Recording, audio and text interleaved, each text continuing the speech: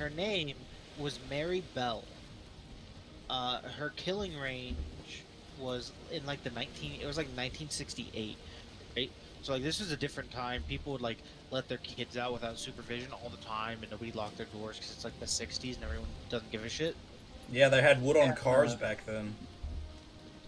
and Mary Flora Bell was her full name.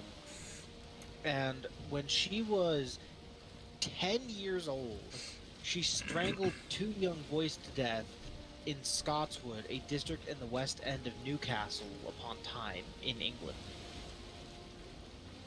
She was 10 years old. The first one, Martin Brown, aged 4, that she strangled to death, was actually ruled accidental because she planted the body with like a bottle of pills. Ooh. And since he was 4, the cops were like, oh yeah, he's 4, he probably just took the pills.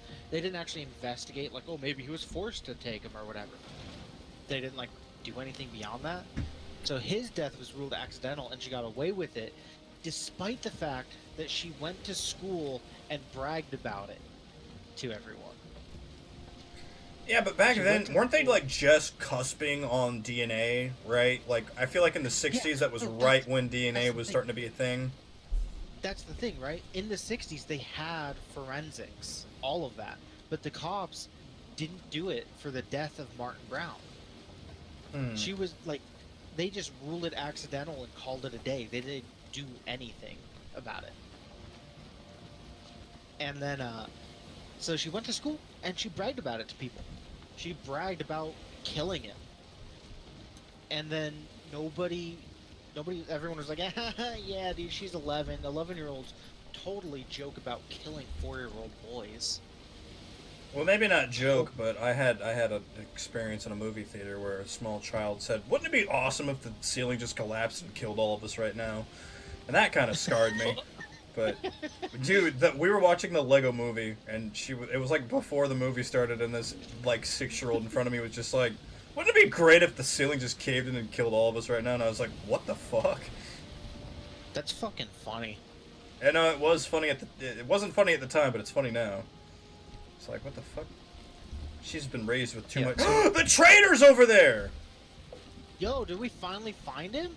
The traitor's over there, yo. Yo! The Anyway, yeah, 25th continue. of May, 1968, the day before her 11th birthday, Mary Bell strangled Martin Brown in a derelict house. That's important. This crime was she committed it alone. Alone? Uh, Oh, I thought. yeah, she didn't have an accomplice on this For some reason, my brain went, yeah, the crime was alone. Like, one. The crime was alone. my brain just like, because that's what you emphasized. So my brain was like, oh yeah, the crime was alone. And I then don't have the gold to buy anything right now. Just sell stuff, bro.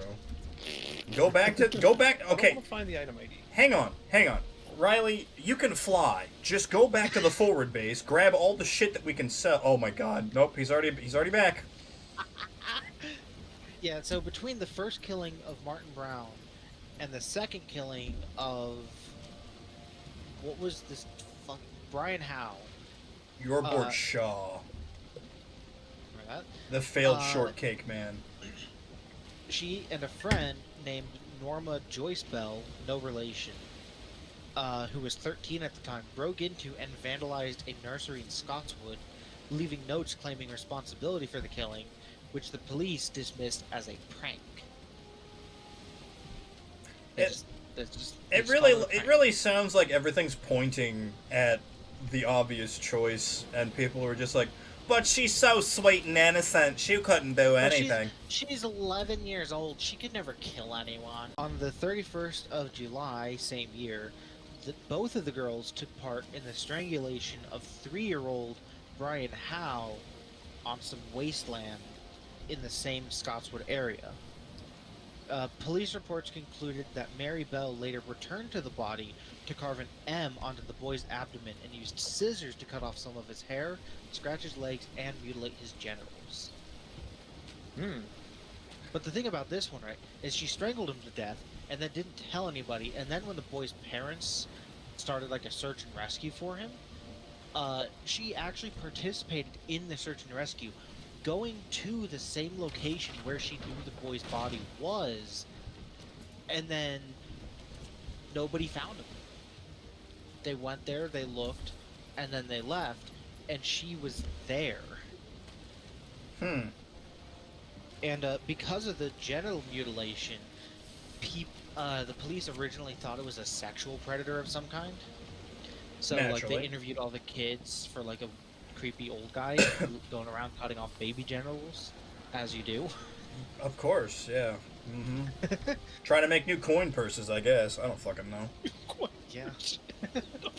I mean, you know, get that nice, supple infant scrotum. Can hold 1 penny. Yeah, Exactly. makes a lot of sense. Well, it can hold two, because, you know, there's two balls. Yeah, but pennies are bigger than baby. Never mind. I don't want to get into the conversation right now. Let's continue. Continue. After that, I don't remember what got her caught, but probably was the fact that she went around bragging about the fact that she killed 2 boys, and the police eventually were when the police found Brian Howe, they were kind of like, yeah, we can't really call this one an accident, now can we? I don't And know. so- I'll let you keep on asking. Honestly. And so with people, so they convicted her, and Norma Bell was acquitted, surprisingly enough, despite participating in the second murder. But Mary Bell was convicted of manslaughter on the grounds of diminished responsibility, which I don't know what that means. It's legal lingo. But she's actually still alive today. In Oh, fuck. 1980, at the age of 23, she was released from prison after serving 12 years and was granted anonymity. Anonymity.